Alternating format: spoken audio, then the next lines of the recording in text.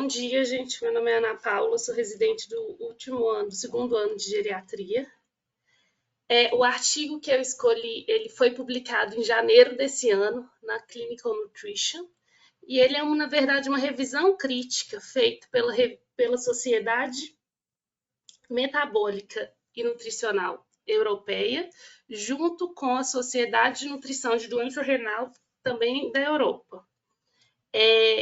E o título do trabalho é Estado Nutricional e Risco de Malnutrição em Idosos com Doença Renal Crônica. As implicações de se estabelecer uma dieta com restrição proteica e os cuidados nutricionais. O motivo que me levou a escolher esse artigo foi uma dúvida que eu tive no atendimento de um dos pacientes. Eu trouxe rapidamente o caso do paciente que eu atendi. É um paciente de sexo masculino, de 84 anos, um extrato clínico funcional 6, uma cognição preservada, ele tinha todos os AVDs assim, preservados, dependentes da cognição, mas por conta de uma sarcopenia, uma desnutrição importante, ele tinha perdido muita mobilidade, com isso muita funcionalidade, um quadro de depressão também que iniciou com essa perda ponderal, um risco nutricional grande de desnutrição, com uma perda de cerca de 15 quilos em um ano, com uma sarcopenia grave. Tinha multicomorbidades, principal as mais graves, uma DRC, um estágio 4 com clearance de 27, um DM não insulino requerente, com uma hemoglobina glicada de 8, estava no uso de furosemida, dapaglifosina e mirtazapina. Essa perda de peso, ela já tinha iniciado antes, mas foi exacerbada depois que ele começou um acompanhamento com um nutricionista e um nefrologista, com uma restrição proteica importante. Ana Paula. Oi? Só fazer uma perguntinha nesse caso, rapidinho. Você acha que assim, o comprometimento da mobilidade do paciente é que fazia ele nitidamente ficar extrato 6, e se não fosse a questão da sarcopenia, ele não era frágil na nossa classificação? Não era frágil. E ele começou com essa restrição nutricional aí, já sendo extrato 6. Ele já era extrato, ele já tinha ele já vinha, eu acho que é por conta de uma caquexia da doença renal crônica mesmo, ele já vinha declinando, mas declinou mais ainda. Talvez ele fosse extrato. Ele já tinha um acompanhamento da doença renal crônica dele há muito tempo já? Ou era uma coisa que nem tinha acompanhamento nefrológico, nem nada?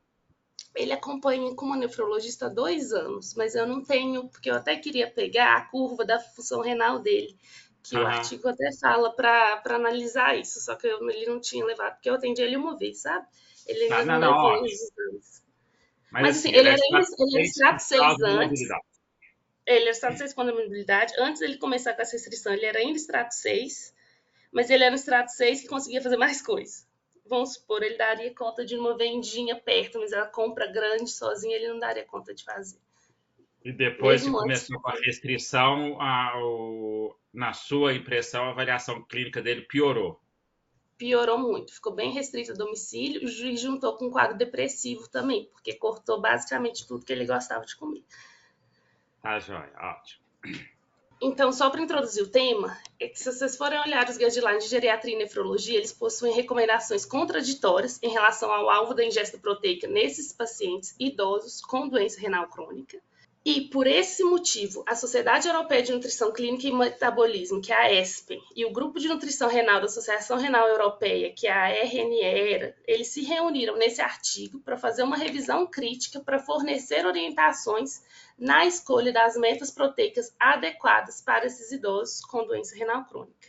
É importante que a gente saiba que o último guideline da ESPEN, elas, levando em conta a alta prevalência de desnutrição e sarcopenia na população geriátrica, elas aumentaram a recomendação da ingesta proteica diária para os pacientes idosos.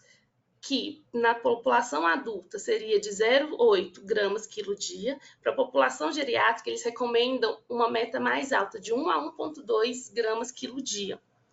No entanto, os guidelines da nefrologia vão em direção oposta. Aqui eu trago a última diretriz de 2020 do Kidney Disease Outcomes Qualitative Initiative, que é da Associação Americana da Nefrologia, que ele traz que para pacientes idosos com DRC, eles não definem idosos, não, eles falam em geral, não tem a definição, que é até uma crítica, que eles não segregam, né? Então, eles colocam em geral para a população com DRC, a diferenciação que eles fazem é se tem diabetes, eles são mais restritivos, sem diabetes eles são mais restritivos, e com diabetes eles são um pouco mais flexíveis. Então, variando de 0,4 a 0,6 ou 0,6 a 0,8 se o paciente tiver diabetes associado ao DRC. E outra coisa importante de se falar, que nesse último guideline, essa recomendação de restrição proteica, ela foi estendida até para o estágio 3. Antes era estágio 4 e 5. Mesmo, 5 é 0 a 15, 15 a 30 é 4, isso. De 60 a 30. Então, eles ficaram ainda mais restritivos, e o artigo coloca muito isso, que é independentemente da idade.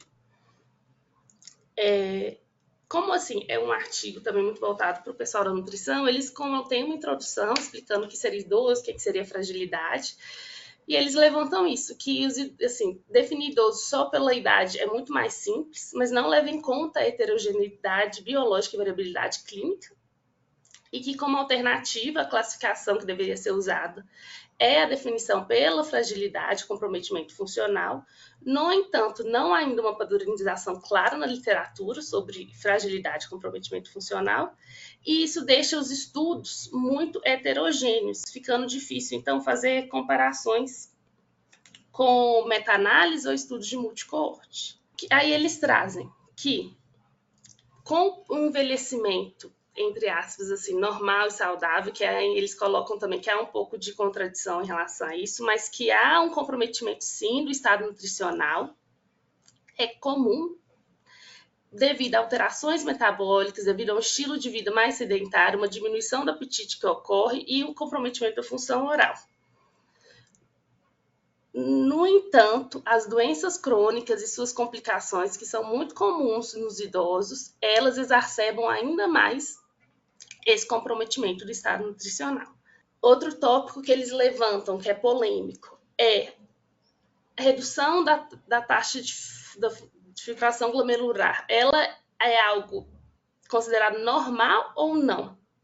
Muitos autores, eles consideram que uma taxa de filtração glomerular abaixo de 60, assim, para os idosos somente abaixo de 60 deveria ser considerado DRC, e outros autores consideram que qualquer redução já deveria entrar na classificação de DRC.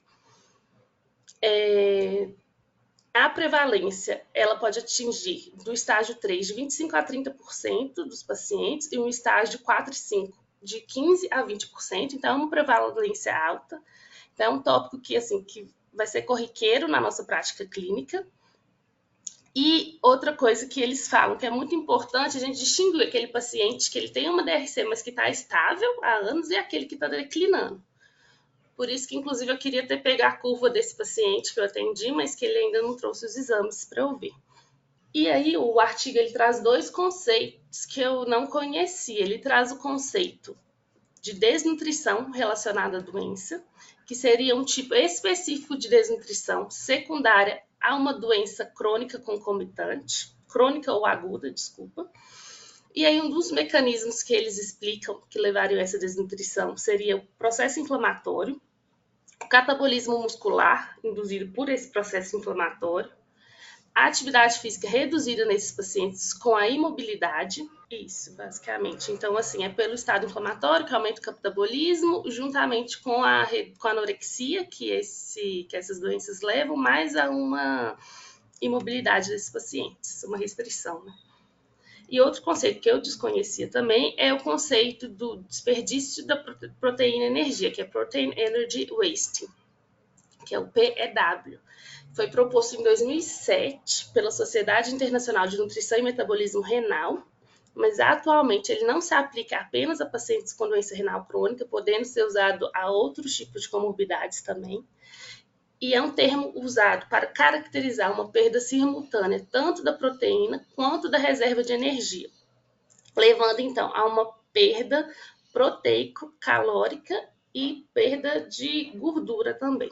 Os mecanismos que ele traz que justificaria esse comprometimento seria um estado hipercatabólico, juntamente com as toxinas urêmicas, juntamente com a inflamação geradas na doença renal crônica, e isso estaria intimamente associado a uma maior mortalidade e morbidade desses pacientes, estando mais prevalentes naqueles pacientes do estágio 3B para baixo. E aí eles reforçam que esse estado de desperdício de proteína e energia, ele é diferente só da desnutrição, porque ele está relacionado com outros fatores que são independentes da ingesta adequada ou não de nutrientes.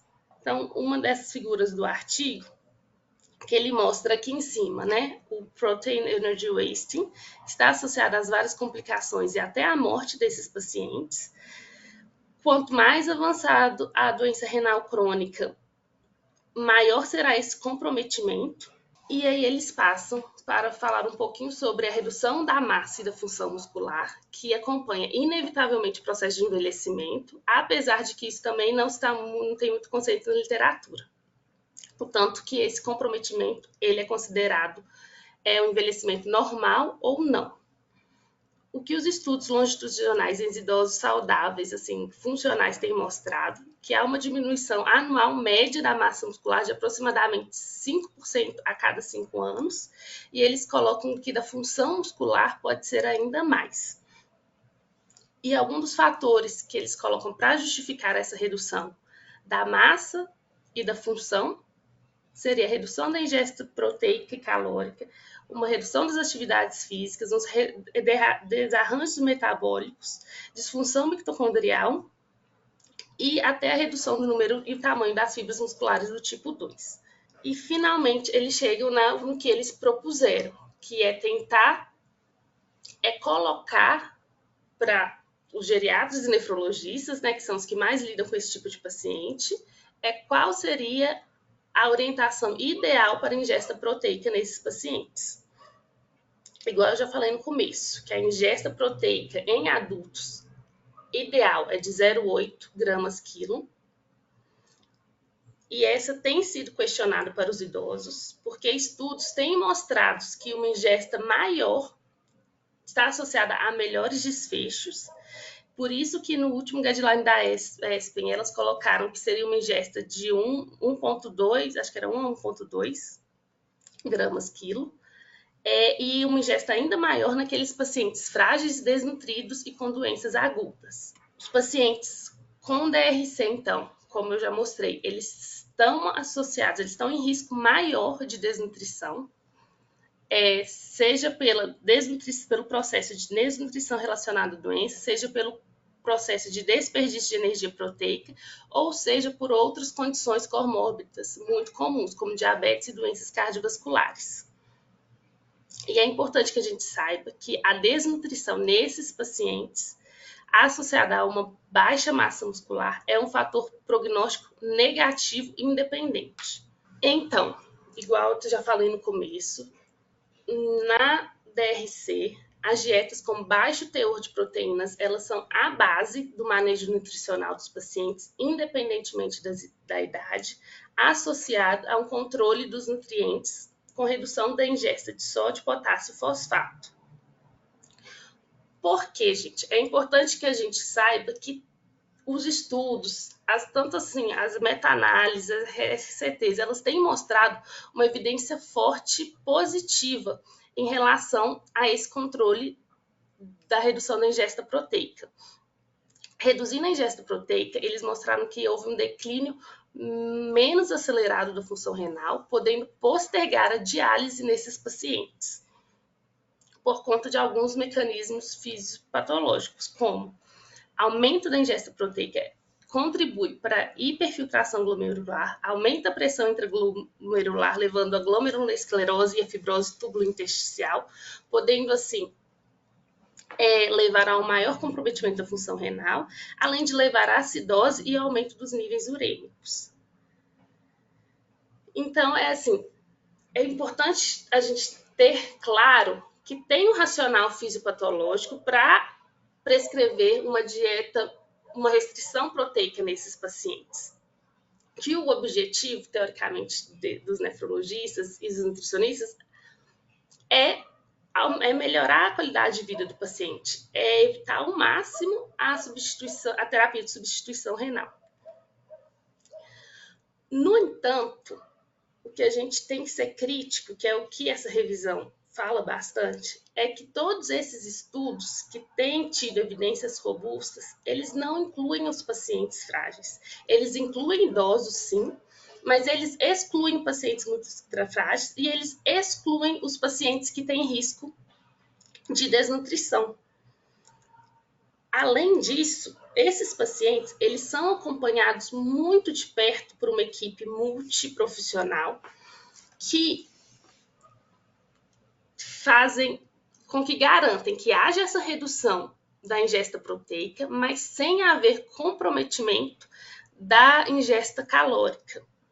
E isso, no dia a dia, a gente sabe que é muito difícil de ser reproduzível nas condições da vida real. Além disso, que é uma outra crítica que eles colocam, que eles não reportam sobre a qualidade de vida desses pacientes. Ok, postergou mais a diálise, mas esse tempo que postergou, o paciente estava vivendo com uma qualidade boa, porque igual no caso do paciente que eu atendi, ele deprimiu e claramente, assim, está vivendo talvez, assim, com mais tempo sem diálise, mas de uma forma inadequada. E aí, o que o artigo traz, então? Eles reconhecem que é complexo prescrever cuidados nutricionais para esse tipo de paciente e eles propõem parâmetros que devem ser considerados ao se tomar decisões sobre as abordagens nutricionais, tanto do ponto nefrológico quanto do ponto geriátrico nutricional. E aí eles colocam assim, que na hora de raciocinar, a gente deveria raciocinar de duas formas. A gente deveria ver assim, se a DRC naquele paciente é o principal problema dele, se sim, a restrição proteica tem que ser mais importante, porque a prioridade é a manutenção da função renal residual e o controle dos sintomas urêmicos. E aí, o que eles colocam? Quais pacientes que deveriam ter, então, essa prioridade renal? Seriam os pacientes com uma DRC mais avançada, que eles colocariam, então, com clearance menor do que 30, seria o estágio 4 e 5. Pacientes que estão progredindo rápido, tendo uma queda do clearance rápida. Pacientes com sintomas urêmicos e pacientes que têm um bom estado nutricional. Aqui, mais ou menos, eu extrapolaria assim, se fosse o nosso paciente robusto, talvez. Ou talvez até pré-frágil, não sei, talvez não. E aí eles colocam que a opção 2 seriam naqueles pacientes que têm comprometimento funcional e nutricional e, além disso, eles têm a DRC. Então, a DRC não seria considerado o principal problema do paciente. Então, o foco aqui seria a nutrição e não o controle da DRC. Então, eles colocariam, então, que esses pacientes deveriam ter uma restrição menos rigorosa da ingesta proteica e o grupo de pacientes que se beneficiariam dessa abordagem seriam os pacientes com uma DRC menos avançada, que eles colocariam com clearance entre 60 a 30, com uma progressão lenta ou estável, ou pacientes muito graves, já talvez assim com cuidados paliativos ou com uma expectativa de vida muito curta. E para concluir, eles colocam que tem que ser uma tomada de decisão compartilhada, tem que levar em consideração os desejos e estilos de vida daquela pessoa, tem que levar em consideração a funcionalidade do indivíduo, para a gente focar se ele é um paciente, se é uma DRC em um idoso ou se é um paciente idoso com DRC. E que sempre o nosso foco e a nossa meta deve ser a melhora da qualidade de vida do paciente. Obrigada. E aqui eu trouxe o caso de novo, só para a gente voltar a discutir. Bom, volta no caso e vê, a partir do artigo, ver o que você acha que mudou na sua interpretação do caso ou não, o que você fez e o que você faria no caso depois do artigo. Eu confesso que eu fiquei com muita dificuldade. Assim, na hora foi muito claro para mim que estavam sendo muito restritivos. Só que eu fiquei um pouco com dúvida, porque para esse paciente também a diálise é algo assim que ele preferiria a morte. E a família, assim, eles acompanham com o nefrologista há muito mais tempo que com a geriatra. Então eles estão muito apegados a essa questão da dieta. Assim, não foi fácil. Assim, a ideia deles é, se não fizer a dieta, vai para diálise. E aí diálise para mim é morte, eu não faço dieta de qualquer jeito. Exatamente. Aí eu acho que eu não sei se eu teria que entrar em contato também com essa nefrologista, como que ela vai me receber, com essa nutricionista, porque ele já tem um vínculo muito maior com eles. Então eu que acabei de começar, já chegar falando que não, que pode flexibilizar. Eu não fui muito bem recebida pela família, não. Pelo paciente ele até ficou mais feliz, mas a família eles foram um pouco ásperos. Mas eu entendo que eu ainda não criei um vínculo com eles. Mas eu ainda fiquei um pouco com dúvida, sendo a diálise assim, algo que ele realmente quer evitar de todas as formas, o tanto que essa restrição... Porque eu não cheguei a ver também, professor, eu vi assim só por alto, eu não cheguei a ver o tanto, essa restrição, tanto que ela adia a diálise. Adia o que seria meses? Vamos aproveitar o artigo, o caso, e vamos falar o seguinte, quais que eram as principais dúvidas do ponto de vista do manejo nutricional desse paciente que você tinha antes do artigo? Antes do artigo, eu não ia pensar, e se não, o paciente não chegasse com restrição proteica, eu não ia pensar nessa restrição proteica, porque na minha cabeça para idoso ele já tem uma restrição proteica meio que natural, assim, a maioria que a gente atende, seja condições socioeconômicas ou por paladar, mudança de paladar, enfim. Eu ia focar mais na questão dos nutrientes, conta de hipercalemia, hiperfosfatemia. Assim, na sua interpretação do caso, foi até a pergunta que eu fiz inicialmente, você acha que o grande determinante da fragilidade do paciente, colocar ele em estágio 6, é a questão, é a sarcopenia. E você, pelo que eu entendi do caso, o que você observou é que, inclusive, depois da intervenção, isso agravou, não é verdade? Sim. Então, assim, a intervenção da nutrição e da nefrologista, de outros serviços que estão acompanhando esse paciente, te incomodou porque está completamente em direções opostas ao que você acredita no manejo do paciente. Não é verdade? Exatamente. E aí aquela história, como o paciente tem uma doença renal, vamos colocar assim, de estágio 4 em diante, e aí o medo da diálise fala assim, bom, renal crônica, nefrologista, vai para diálise, eu não entendo disso, vai que eu estou fazendo coisas erradas e vou piorar e você, entre aspas, né, não existe isso, né, mas entre aspas, a culpada da piora do paciente. Então, esse era seu incômodo. Então, vamos por partes em relação a algumas questões do caso. Quando a nefrologia... e aí eu vou botar o primeiro comentário que eu queria fazer do artigo olha, eu achei ótimo o artigo porque até pouco tempo atrás a gente não tinha nada, até pouco tempo, vamos colocar assim, até esse artigo a gente não tinha nada vindo da nefrologia aceitando dieta acima de 0,6 para paciente com doença renal moderada a avançada. Né? Então, achei ótimo o artigo só por esse aspecto, né? Só por esse não, né? Mas principalmente por esse aspecto. Olha, agora eles estão entendendo que precisa de flexibilizar e identificar de forma diferente os pacientes, né? Que a separaçãozinha do artigo foi idoso com doença renal e doença renal idoso, não é verdade? Acho que essa foi, talvez, assim, né? Eu acho que uma grande coisa positiva em relação ao artigo. Mas eu acho que tem várias lacunas ainda. Volta lá, logo no início, naquele slide onde você colocou em vermelho a quantidade de proteína que eles recomendam. Eu acho que o artigo começa e coloca como olhares com direções completamente opostas. A geriatria colocando de 1 a 1,2, a nefrologia colocando abaixo de 0,6.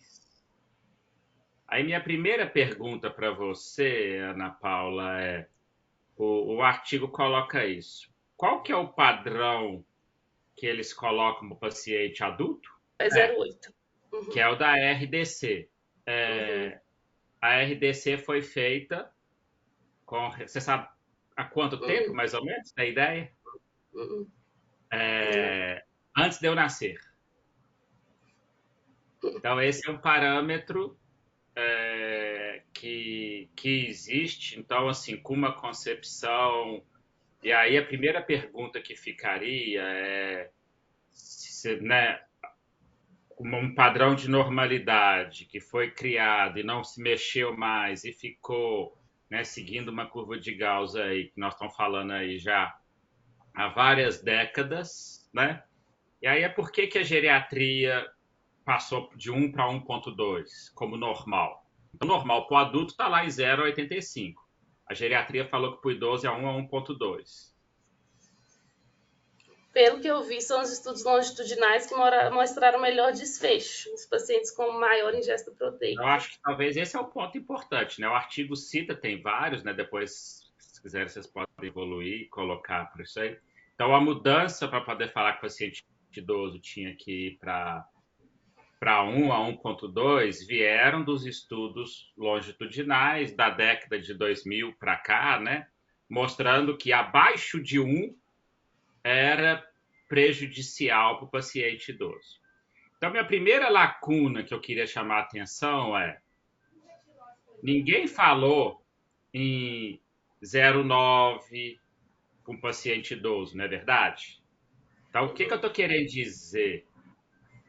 A gente entende hoje, por estudos longitudinais, que é o que a gente, né, na metodologia científica, a gente entende que são de mais alta evidência científica, realizados em lugares diferentes, então foram replicados, né? Então, o fato de ser replicados em ambientes diferentes, com populações diferentes, agrega valor.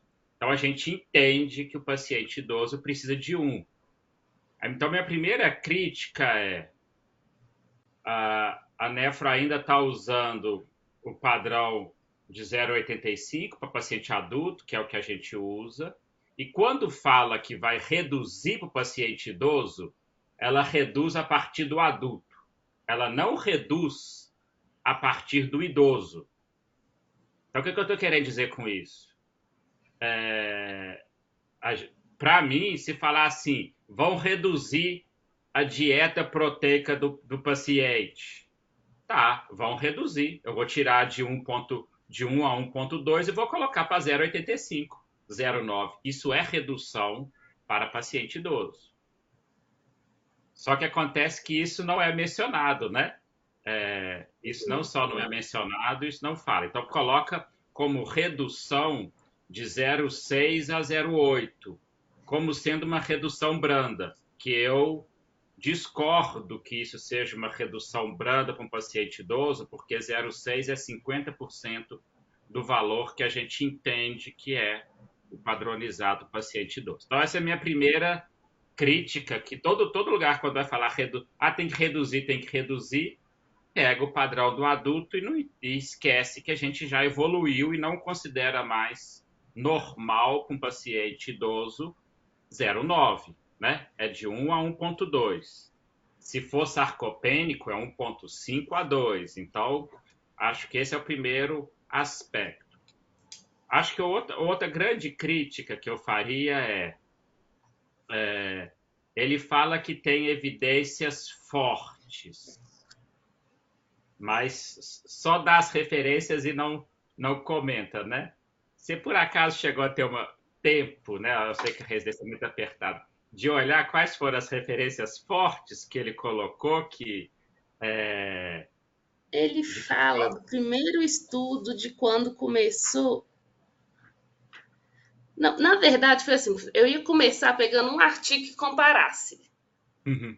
restrição proteica ou não e acompanhasse. Só que aí eu fui vendo, assim, só lendo o abstract, né, rapidinho, que os desfechos eram todos mais positivos, assim, eram todos a favor da redução. Aí eu falei, não é possível. Aí eu Eu achei tive curiosidade hoje cedo, né, na que eu estava lendo, né, de olhar as referências. Ele cita a referência de 115 a 118, e acho que a 118 é da Cochrane, as outras são de opiniões, não são estudos, e um é de área, um é mais área básica, né? Da Cochrane coloca que uma redução pequena, mas coloca que o desfecho morte não se altera nem nada. Então, acho que outro grande aspecto importante que você chamou a atenção disso, para eles está escrito como evidência forte, mas eu não encaro como evidência tão forte assim não, porque o único desfecho, como você bem chamou, foi diálise, não afeta a mortalidade, não colocou qualidade de vida, não colocou uma série de outras questões que são importantes.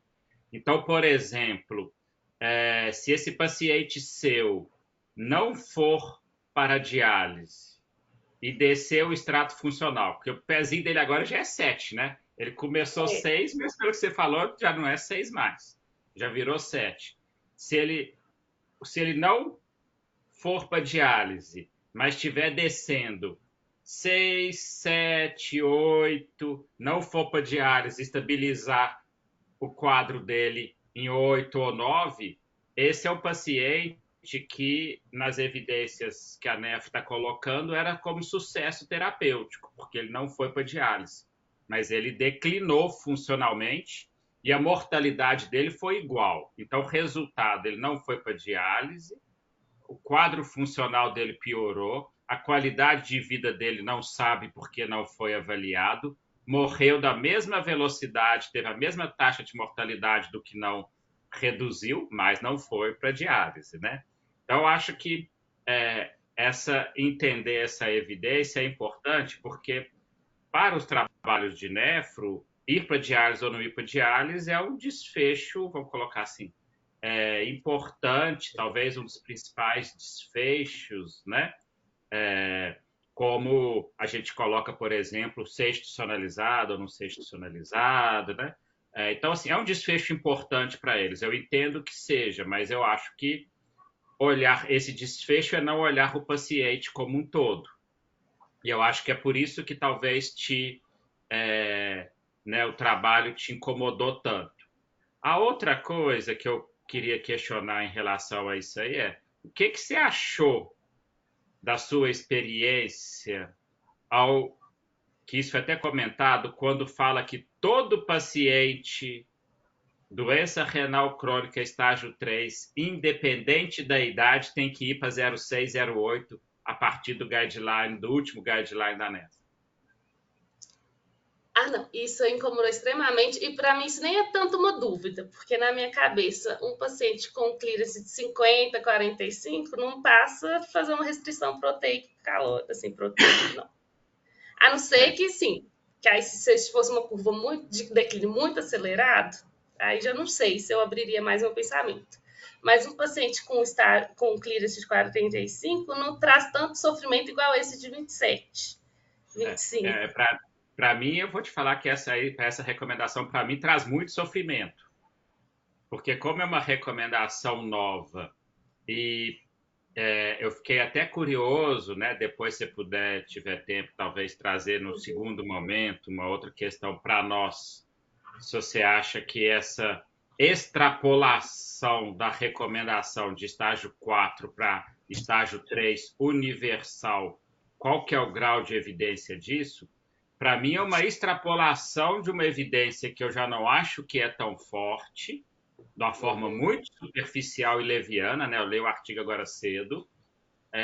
Me pareceu que foi uma extrapolação de uma evidência que não é tão forte, de 4 para 3, e que, na realidade, pega quase que de forma universal todos os nossos pacientes muito idosos. Então, Entendi. a impressão que eu tenho é que vai pegar nossos pacientes acima de 75, 80 anos em quase 100%, né? O artigo coloca 40% de idoso, 40% acima de 65 anos de idade, né? Então, quando ele falou que essa recomendação de 3 afeta uma população grande, para mim foi uma extrapolação a partir de uma ideia muito coerente e correta da medicina de tentar intervir da forma mais precoce possível na trajetória das doenças para não deixar as doenças agravarem. Mas eu também acho que quando a gente faz isso, a gente também tem que ter um pouco mais de rigor, porque a gente começa a pegar pacientes mais saudáveis e a intervenção que a gente está fazendo afeta mais pessoas e pode ter um impacto maior. E eu acho que para o paciente idoso, as pessoas têm que entender que intervenções que não sejam farmacológicas também podem ser iatrogênicas. E a impressão que eu tive é, não é remédio, então não é iatrogênica, vou reduzir que não vai ter problema. E aí me veio uma outra pergunta. Quais são, talvez, assim, os 2 pilares, que é aquela balancinha lá que o artigo traz para tentar individualizar? Então, assim, eu acho que tem que individualizar muito mais, né? Mas vamos lá na balancinha lá do artigo. Quais são os 2 pilares que o artigo tenta chamar a atenção dos nefrologistas para Deixa eu ver se eu isso? consigo. Aí, acho que aí tá Só bom, né? aumentar. Só vou aumentar aqui. A balancinha, você sabe? Ah, tá. Tem que aumentar a imagem, né? O que ficou para você dessa balancinha aí? De quais seriam os 2 pilares que estão aí? Para mim, seria a funcionalidade e o estado nutricional, pelo que eu entendi. Se o paciente ele é robusto, não tem comprometimento funcional e ele tem um estado nutricional bom, não está em risco de desnutrição, não é sarcopênico, aí você poderia considerar. O que eu acho muito difícil, um paciente idoso com a DRC no estágio 4 ou 5. E eu acho que é o ponto que eu acho que ele quis fazer. Eu acho que, pelo menos, acho que isso foi uma coisa importante para nós, é porque a gente consegue, com esse lado da frente da tela, né, o lado esquerdo em verdinho, idade mais doença renal crônica. Eu acho que talvez aí seja, vamos colocar assim, os pacientes que, na maior parte das vezes, estão com os clínicos, são pacientes que não tiveram manifestações da doença renal crônica, que descobre por acaso que há algum grau de comprometimento da doença renal, que porque os nefrologistas falam, inclusive, que as pessoas estão sendo iatrogênicas porque não está enxergando o clearance sair de 80, ir para 70, ir para 60, ir para 50, né? Ao longo das décadas, da forma bem lenta. E aí ele mostra que esse paciente, na realidade, tem um curso bem, vamos colocar assim, tem um curso bem benigno, não é verdade? E aí, para esse paciente, ele fala que poderia não reduzir, talvez não reduzir, não é isso? Da maneira simplista, não é essa a mensagem que ficaria no artigo? Sim, mas eu tinha entendido, talvez. Entendi, sim. O que é o ponto que você discorda do que eu coloquei? Pode ser que a minha interpretação também esteja enviesada. Mas assim, eu não tô nem sabendo falar, Rodrigo, mas é porque esse paciente na minha cabeça não tem nem dúvida para mim, né? Eu sei que isso não é uma recomendação para mim, é para nefrologista. Na realidade, é aquela Mas a história. minha Para nós, dúvida, não minha tem dúvida. aflição, a Tanto minha não tem aflição é no dúvida. paciente mais ter. O que eu estou querendo dizer, eu acho que nós temos que olhar o que a gente faz e o que está colocado e ver se a gente, o que que a gente tem que mudar e o que que a gente tem que continuar discordando. E acho que talvez o principal aspecto dessa leitura desse artigo é identificar quais são as lacunas de conhecimento que a Nefro não está enxergando sobre o nosso prisma, sobre o nosso olhar, né? Então, o que eu acho, É exatamente tá, o que o senhor colocou mesmo. Progressão lenta, indolente ou estável. né? Estável. Ao contrário do paciente, vamos colocar lá aquele paciente, volta lá na balancinha, aquele paciente com doença renal crônica e vamos colocar assim, um paciente com doença renal crônica que envelheceu ou um paciente que era completamente robusto e teve alguma glomerulopatia específica, então vamos colocar assim, e que fez a doença, o paciente virar uma doença renal crônica e as outras coisas serem completamente secundárias, né? Que eu acho que talvez essa que foi a sua dúvida. Eu não tenho os exames antigos ainda do paciente, eu não sei como é que estava a curva de declínio dele para poder é, né, para poder observar. Mas eu discordo. Teoricamente, esse paciente estava sendo acompanhado, esse paciente tinha um médico, qualquer que seja. Hora nenhuma tinha sinalizado que a doença renal dele estava grave, descompensada e que se não fizesse nada, num curto espaço de tempo, ele ia para diálise, igual o pavor que esse paciente está, não é verdade? Verdade, não. Uhum. Não é? E olha que esse paciente está com clearance de 40, o seu paciente, Não, 27. 27. É, o, esse paciente desceu um degrauzinho, mas ele ainda pode descer um degrau e ficar muito tempo mais um degrau e ser pré-dialítico, ou nem ir para diálise, né? Não estou nem falando porque ficou abaixo de 15, obrigatoriamente deveria ir para diálise, não. Então, eu acho que assim, eu acho que esse outro paciente, eu acho que já focou um pouquinho mais. Eu teria a minha principal restrição a esse segundo caso aí é que se quiser reduzir, não não reduz para 0,8, não é abaixo de 0,6, sendo que eu ainda acho que a evidência é fraca, apesar da Nefro colocar que a evidência é forte. Eu acho que a gente ainda tem uma carência de evidência muito grande, né? Se você for olhar, e o artigo cita isso, ele cita alguns artigos que tentaram mostrar em pacientes idosos, especificamente idosos, se a restrição ia modificar. Um ensaio desenhado para isso, que esse era o principal objetivo do estudo, falhou em demonstrar, não foi? E aí eles falam que falhou porque É, os pacientes porque não não conseguiram estava aderir aderindo. à É, dieta na quantidade que eles gostariam que aderisse para conseguir ter poder de mostrar benefício. Então, eles usam a ausência de benefício da redução nutricional para poder reforçar a possibilidade que ela ainda pode ser benéfica, mas não demonstrou benefício, né? Então, eu acho que talvez para os pacientes idosos a gente não tem essa evidência forte dessa forma.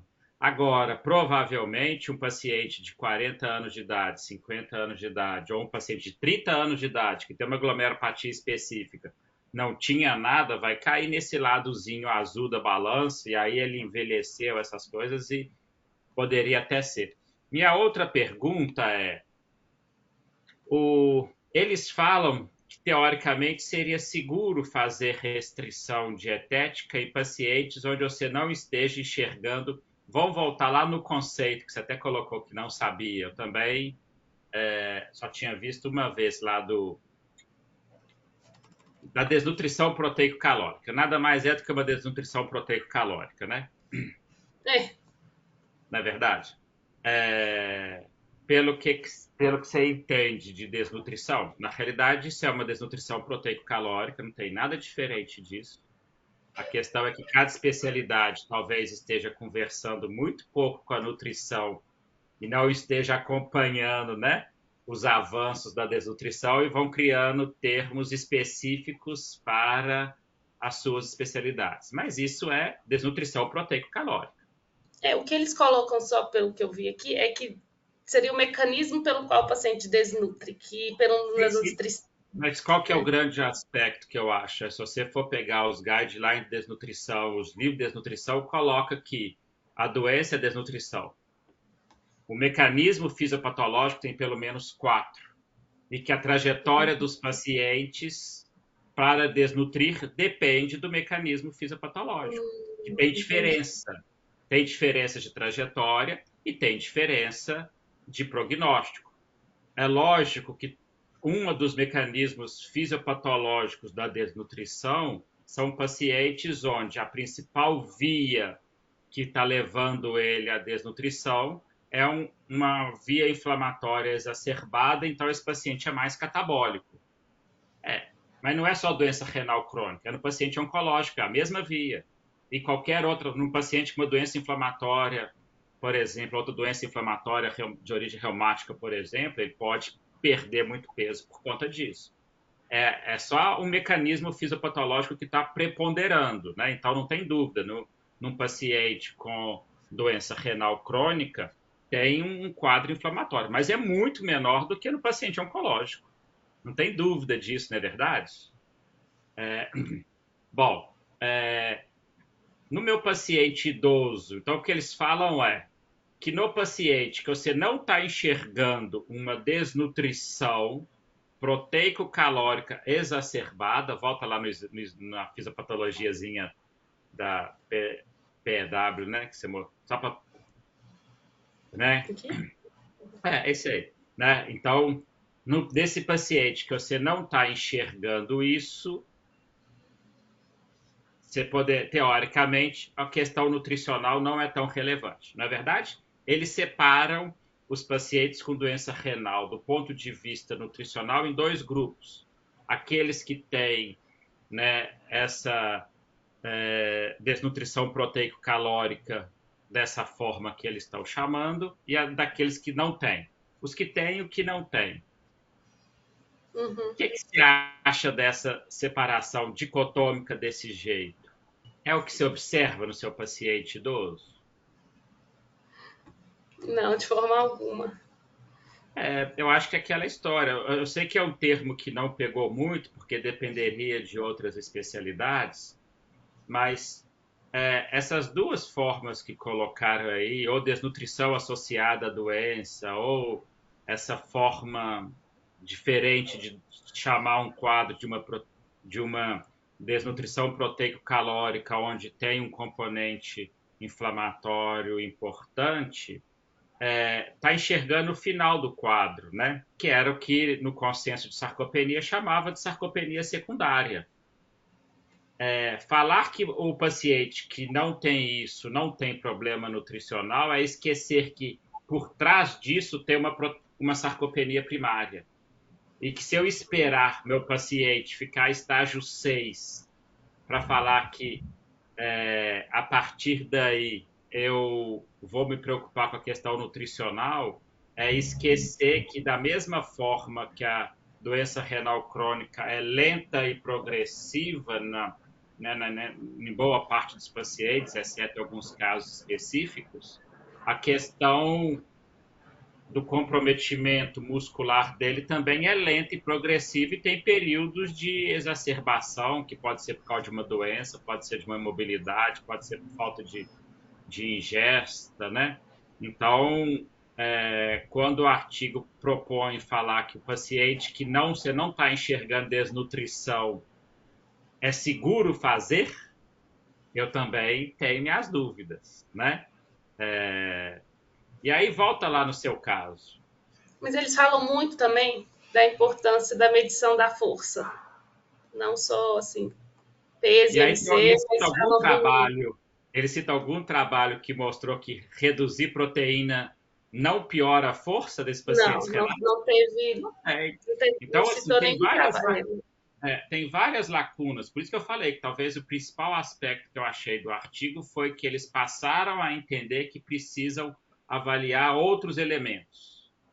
Mas está cheio de lacunas que outras especialidades já preencheram, né? Não tenho. E aí, nessa questão de redução de força em relação à ingesta proteica, a geriatria já preencheu essa lacuna, já tem estudo longitudinal replicado, né? Então, acho que tem várias coisas. Se eles acham que a doença renal traz uma característica completamente diferente de todas as outras, né? Que eu discordaria um pouco, tem que mostrar, né? Tem que ter evidência, tem que falar que eles estão recomendando por inferência, né, de uma forma mais abstrata. Agora, volta no seu caso. O seu caso, eu acrescentaria uma linha. Depois iniciou o acompanhamento com a nutricionista, com a nefrologista, teve uma restrição proteico-calórica, acrescentaria mais uma linha. O paciente ficou mais restrito em casa e teve uma piora funcional. Aí minha pergunta eu sei que você vai ter que criar vínculos muito fortes, mas a gente não pode assistir isso, né? A gente não pode assistir esse paciente virar extrato funcional 8 sem ir para diálise e colocar que é natural. E aí eu acho que você tem que mostrar isso de forma objetiva. A primeira forma objetiva é falar que ele saiu de 6 e foi para 7. Isso é uma forma objetiva, né? Tem uma avaliação estruturada, tá lá. Acho que talvez detalhar ainda mais. Falar assim, ó, o paciente ia na padaria e não dar conta de ir na padaria. Né? E acho que talvez tem que orientar a família a fazer a seguinte pergunta, já que está tão forte a questão da diálise. Se ele não fizer nada, a probabilidade de ir para diálise é de quantos por cento? Se ele não seguir isso, a probabilidade aumenta quanto por cento? Porque o imaginário do paciente não tem uma ideia né, das grandezas. E aí eu te faço a seguinte pergunta. Se no curto espaço de tempo você já falou que de 6 ele saiu para 6,5 ou 7, que seja, né? Não existe 6,5, né? Mas você falou que não era mais o 6 verdadeiro, né? Então, 6 com pezinho lá no 7. Se num curto espaço de tempo você enxergou isso, eu acho que você tem que mostrar, olha, nesse curto espaço de tempo ele declinou. Se ele continuar assim, ele vai estar declinando nessa velocidade. Qual que é, se ele mudar, qual que é a velocidade da chance dele ficar para diálise, qual que é a velocidade da chance dele não ficar para diálise? A gente enxerga muito, porque pelo que eu estou entendendo, qual que é o mecanismo do declínio da função glomerular desse paciente? Ele não é hipertenso. Eu acredito que é uma nefropatia diabética, pelo que eu imaginei, porque a única comorbidade que ele teria é o diabetes de longa data. Ele está bem controlada, né?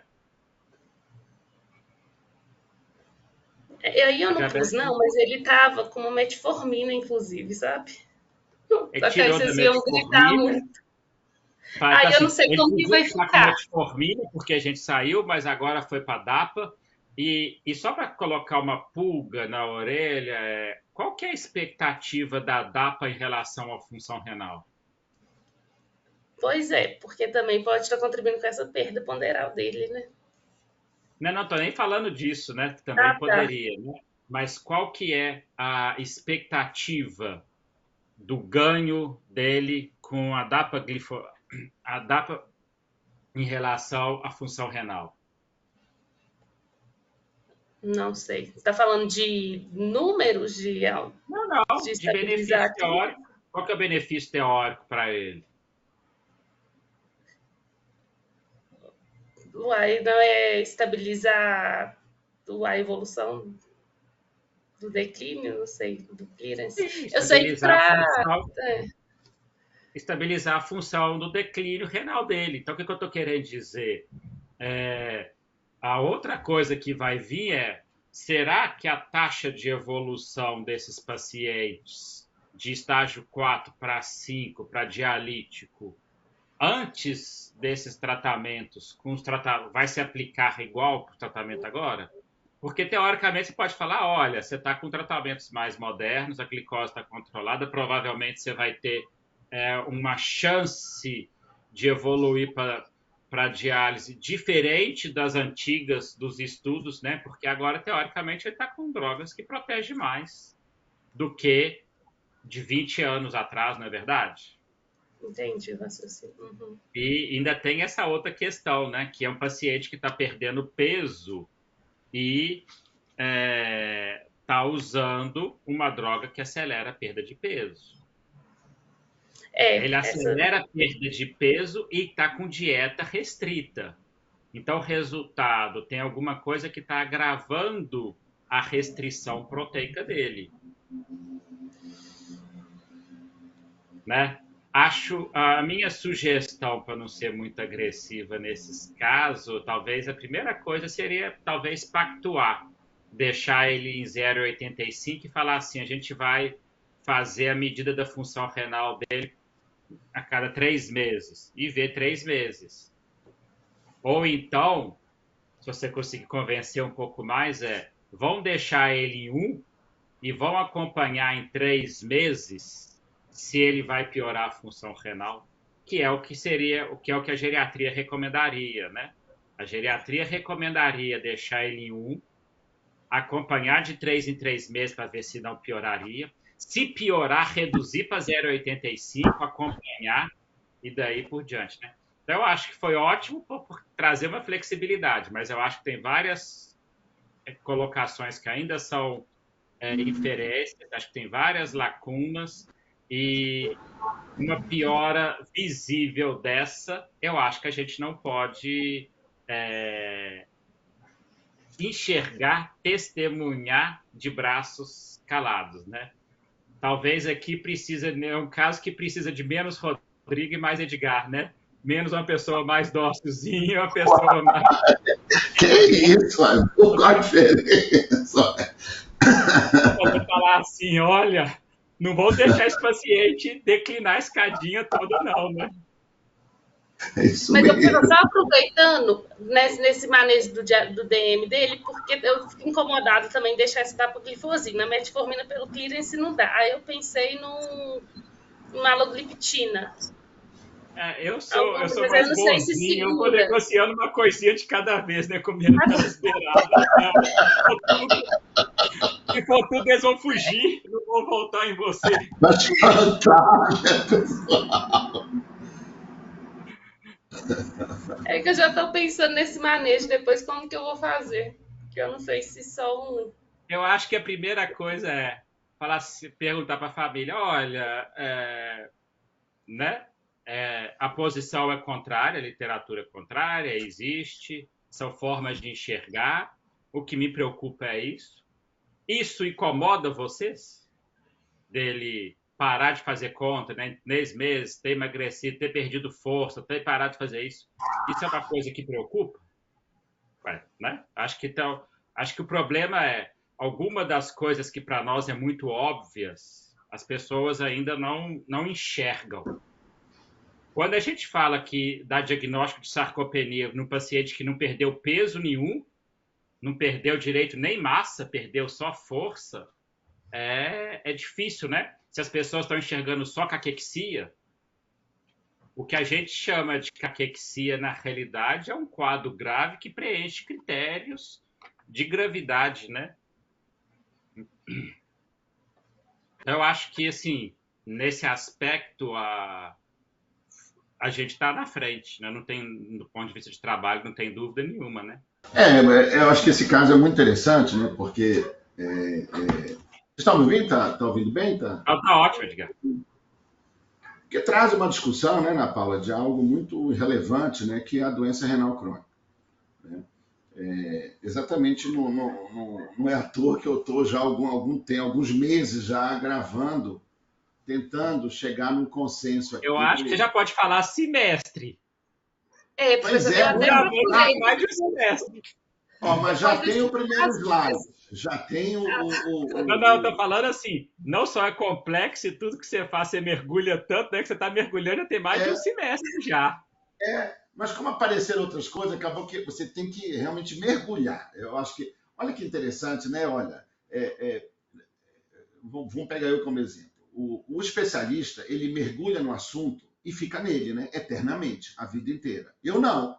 Eu mergulho e volto. Mergulho e volto. É a diferença, eu acho, do geriatra para o especialista. Porque quando a gente mergulha, eu tenho para mim que a gente afoga, quando mergulha muito. Porque você só enxerga aquilo, né?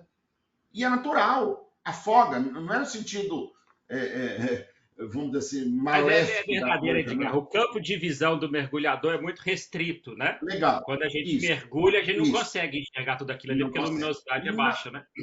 Não é focado. Você tem que focar, senão não tem como... E como assim? É isso que acontece. Eu acho que o geriatra não é um mergulhador. Olha, ele é um mergulhador. Ele vai e volta. E tem que dar vários mergulhos para poder estar na superfície e ver a vida. Ele passa, quando você mergulha muito, você vê realmente a creatinina, você vê a proteína, você não vê a pessoa. Então, por isso que realmente acho que esse movimento, acho que agora eu já estou preparado para esse mergulho. Então, esse foi o slide que a gente inicial. E vocês estão vendo aqui, né? Olha, saiu o que me fez atrasar um pouquinho, que acabou de sair o CADIGO de 2023. Só para vocês lembrarem, o CADIGO é o gold, né? do pulmão, do rim, né? Então, realmente, é um calhamaço de... E olha que ainda, gente, o draft, quer dizer, ainda é tá em consulta pública. Vira a Bíblia da nefrologia, né? Que acho que esse que é o problema. Exatamente. Quando está escrito lá no guideline da nefrologia que ficou, e falou que a evidência é forte, ou falou que tem que passar para 0,45, virou uma Bíblia. Porque é no guideline que, teoricamente, juntou as evidências todas e as pessoas não vão mergulhar nessa questão que é secundária para poder saber se a evidência é forte ou não. Acho que esse que é o problema. O último CADIGO foi em 2012, então tinha 10 anos. Saíram outros, né? De vários, inclusive de diabetes, né? De doença renal crônica, diabetes e várias coisas. Então, esse que está sendo o nosso ponto principal. Claro que não é só o CADIGO, né? Porque o CADIGO não esgota tudo que nos interessa. E no caso da Ana Paula é legal porque o artigo que ela apresentou ainda faz um comentário, que é para reduzir, entre aspas, ser mais agressivo no não diabético do que no diabético, porque tem evidência que no diabético não é tão forte assim mais, né? Exatamente. Não, e é interessante quando a gente vê assim, um artigo que eles falam com tanta convicção, né, Ana Paula? Que engraçado, é muito interessante isso, né? Mas vamos ver o que nós temos hoje com essa questão da proteína, que é um mantra, né? Que é algo assim, que realmente a gente vai trazer para vocês o que nós temos hoje. Então, esse é a referência. E aqui, só para ficar claro essa questão, aqui não mudou absolutamente nada, mas havia uma expectativa. Nesse caso, tá, Ana Paula? É claro que você não tem os dados ainda, mas nós temos que ter a assinatura, assim como a gente tem no Alzheimer, né? Aqui a gente tem que ter também, né? Tem um colega aqui da nefrologia que fala que doença renal crônica tem que ter nome e sobrenome. Então, eu tenho que ter isso claro. E aqui eu tem duas coisas que estão faltando, né, Ana Paula? Do nome e sobrenome do CGA, qual que é? O que está faltando? A albuminúria, que eu sei que eu tinha que pôr, eu não pus, mas eu não tinha. E mesmo a etiologia, né? Pois eu estou ainda com a pulga atrás da orelha. Eu estou com a pulga atrás da orelha nesse trem. Né? Então, eu vou chegar lá para a gente discutir. E aí tem uma questão que sempre me incomodou, e eu vi vários artigos que achavam que isso aqui ia sair. Isso aqui não seria doença renal crônica no nosso paciente idoso. Tá? Ou seja, porque, olha, pegar o paciente estágio 3, né, Ana Paula, e dizer que é igual, isso é uma agressão, isso é uma estupidez. O 3A, para mim, não é doença renal crônica. Tá? O 3A pode Paciente ser... muito idoso, né? O problema é esse, não, do que eu falo. Eu Eu estou falando assim, porque depois alguém escuta e vai falar que no paciente de 40 anos o Edgar falou que não é doença renal crônica, né? Mas é isso, exatamente isso. Olha, o que eu falo é de velho, né? Olha, há uma perda de 0,8 a 1 ml por ano, após os 40, 50. Ou seja, esse seu idoso, quantos ml ele perdeu só pelo envelhecimento? Vamos considerar 100 ml o normal. Quanto que ele perdeu, Ana Paula? Depois de 40... Ele está com 80 e quanto, Ana Paula? 84. Então, quanto que ele perdeu, Ana Paula? Você falou que perde 1 por ano? 1 ml por ano. Mas então você perdeu quase tudo. Não, quase tudo não. Não. Não. Após os 50, Ana Paula. Isso é após 50. Então, depois de 60 anos, não é quando nasceu. Não sobrou rim para ele, coitado. Depois dos 60, 24, então. Não. Depois dos 30. Olha, esses treinos nunca tá claro, né? Mas assim, geralmente eu vejo após os 50. 10 após os 50. Eu falaria que ele perdeu 34. Vamos pôr 50. E 100, eu tiraria 34 pela idade dele. Então, só aí ele perdeu praticamente. Quer dizer, há uma perda. Quer dizer, acho que o que importa não é o detalhe, é a premissa. O rim, gente, é o órgão mais redundante que Deus nos deu. Nos deu dois, né?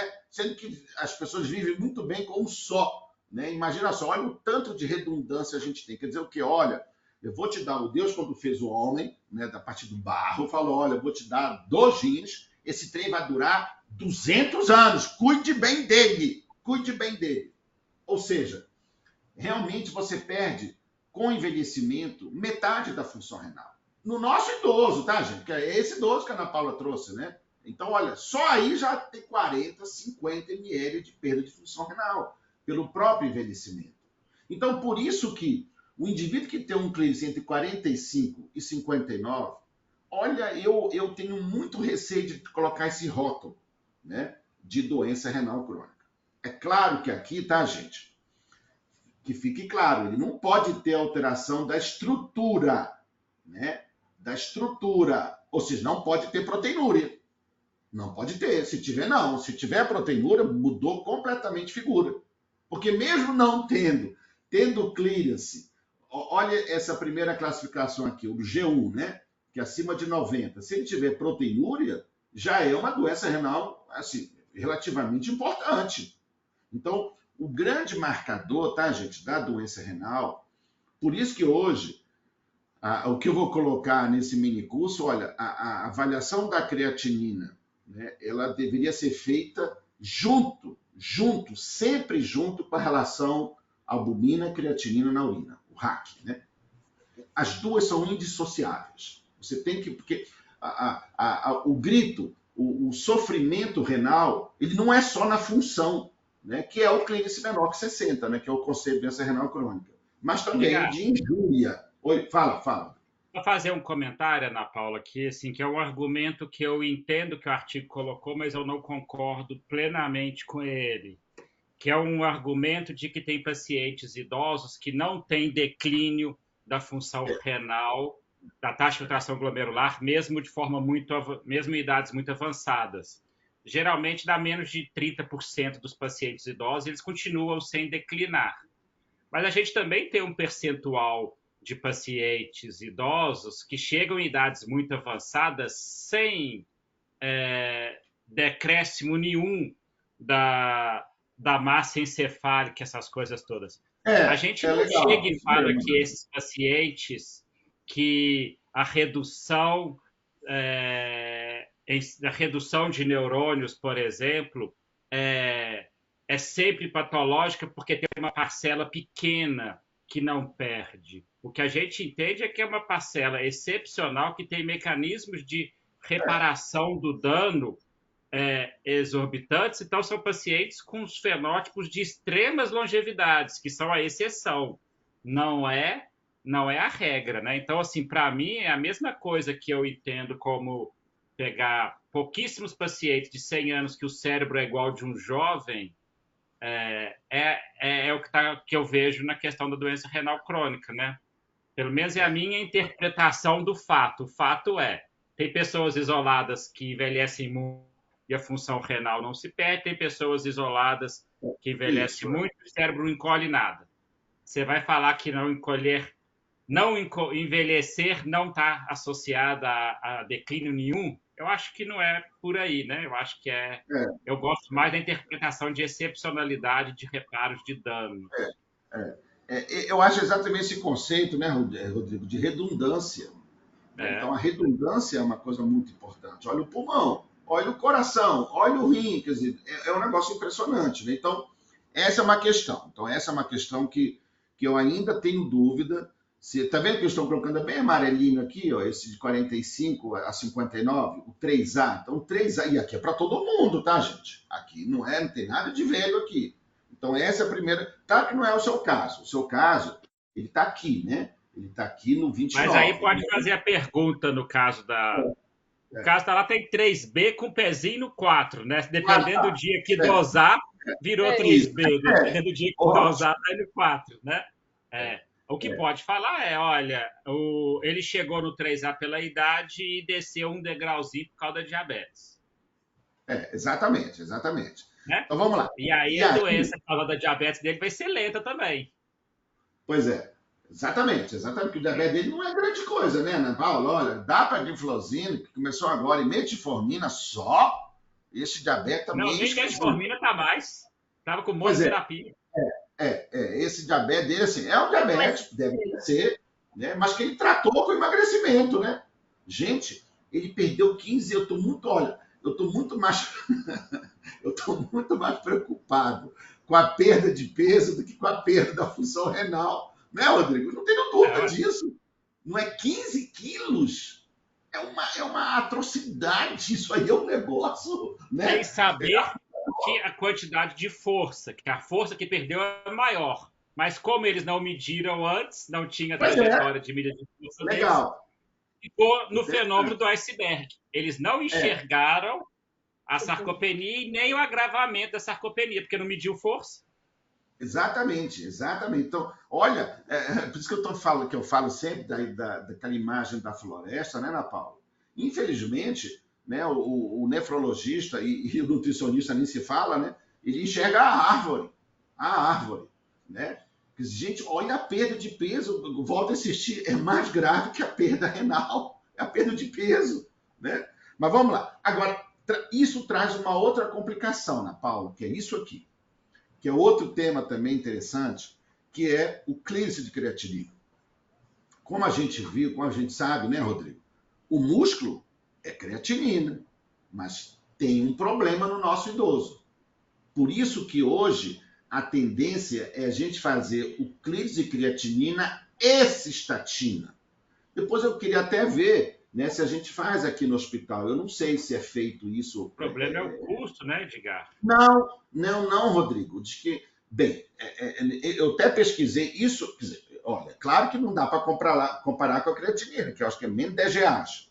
Mas a cistatina é em torno de 80 a 100 reais, a cistatina sérica.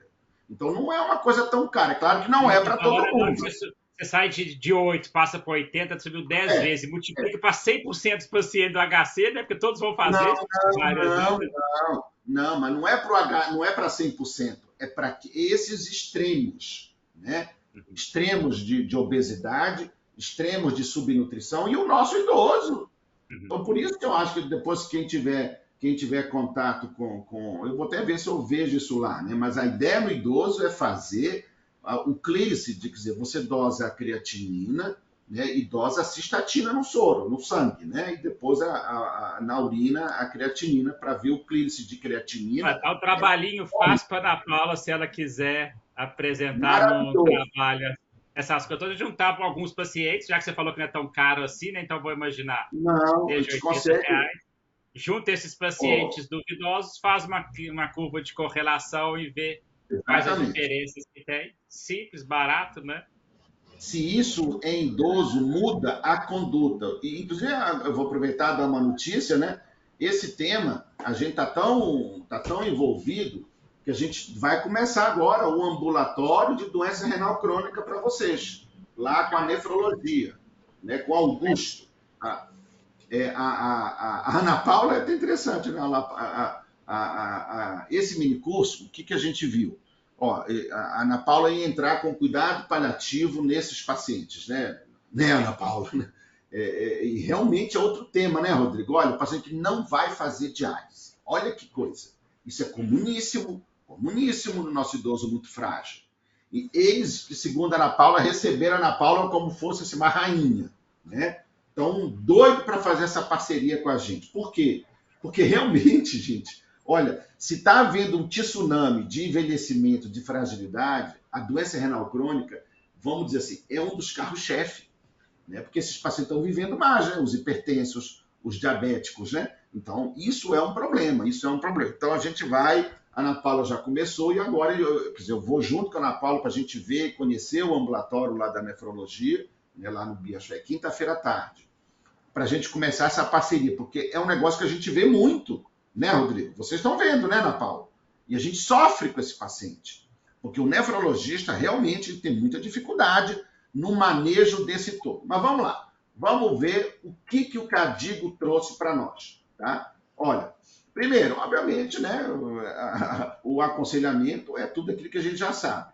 Então, quais são os elementos que são fundamentais aqui que a gente tem que ter cuidado? O principal deles, não há dúvida, que é o fosfato, que é o fósforo. O fósforo que é o vilão da história. O fósforo é que desencadeia tudo de ruim. Né? O fósforo é o fósforo que incendeia, né, o organismo como um todo. E olha que interessante, muito da dieta, muito dos alimentos ricos em fósforo tem proteína. Por isso que às vezes confunde uma coisa com a outra, né? Porque fósforo e proteína está de mão dada, né? Então, o foco é o sódio, o fósforo, o potássio e a proteína. Mas o que eles falam da proteína? Olha aqui, isso não há dúvida. Não há dúvida. Não é o nível de evidência. As proteínas de origem vegetal têm alto teor em fósforo? Acho que não, né? Não. Mas assim, isso está tendo mesmo. Recentemente a gente viu essa discussão das proteínas de origem vegetal serem melhores. Eu imagino que essa é por conta dessa questão do fósforo. Mas tem vegetal que tem fósforo. Tem até um artigo só sobre fósforo que eu vou mostrar para vocês aqui. Mas assim, não está demonstrado. Mas olha o que está claro. Lê aqui, Ana Paula, o item 3.3, 1 em 1. Tá. Advise people with... Pode ler em português, pode traduzir. Aconselho pacientes com doença renal crônica a adotar dietas diversas. Não. Esse aqui, 3.3.1.1. Esse que eu acabei de mostrar aqui, ó. Não estou vendo. 3.3.1. Eu acabei de... É porque eu estava com Zoom. Desculpa, professor, eu estava com Zoom. Ingesta proteica em adultos. Não, quer dizer, esse é o caso. Está lá. Não restringir. Sendo que a dieta está aqui, ó, é 0,8.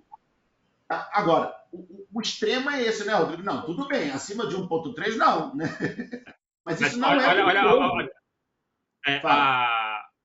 O 3.3.1, ingesta proteica, ele colocou 0,8, o que já é uma flexibilização ao que era antigamente.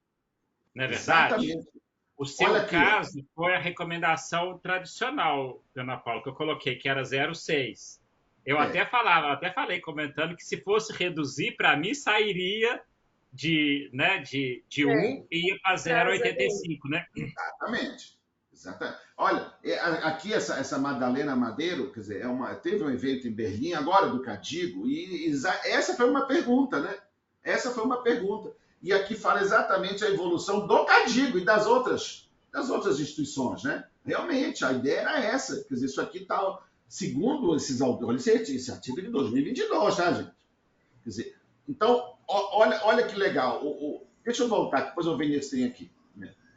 Para mim, essa foi a melhor. Eu até já falei para o Rodrigo uma vez. Lê o que está escrito aqui, Ana Paula, essa frase do F. Parsons. O que ele está dizendo? Tudo Você que demorou muito. uma, Tudo que uma dieta... Lê? tudo que uma dieta pobre em proteína faz é encolher o paciente até o tamanho do seu rim. Esse Isso foi artigo o é de que ano, Ana nefrologista Paula? que falou? Olha, de que ano Ele é que é esse artigo? nefrologista?